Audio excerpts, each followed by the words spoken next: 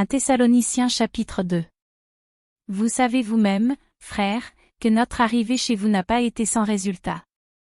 Après avoir souffert et reçu des outrages à Philippe, comme vous le savez, nous prîmes de l'assurance en notre Dieu, pour vous annoncer l'évangile de Dieu, au milieu de bien des combats.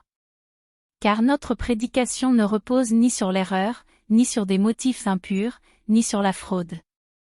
Mais, selon que Dieu nous a jugés dignes de nous confier l'évangile, ainsi nous parlons, non comme pour plaire à des hommes, mais pour plaire à Dieu, qui sonde nos cœurs.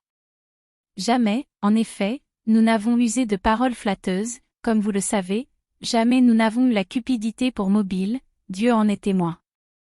Nous n'avons point cherché la gloire qui vient des hommes, ni de vous ni des autres, nous aurions pu nous produire avec autorité comme apôtres de Christ. Mais nous avons été pleins de douceur au milieu de vous.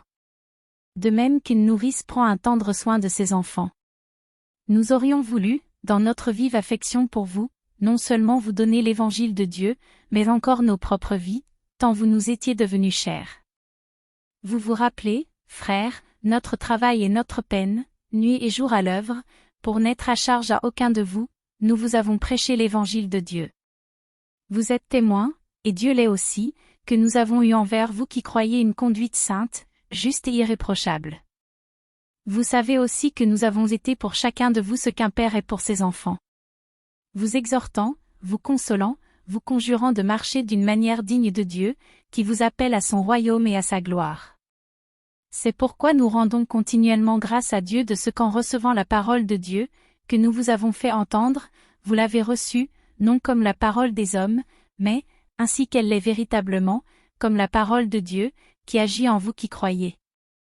Car vous, frères, vous êtes devenus les imitateurs des églises de Dieu qui sont en Jésus-Christ dans la Judée, parce que vous aussi, vous avez souffert de la part de vos propres compatriotes les mêmes maux qu'elles ont souffert de la part des Juifs.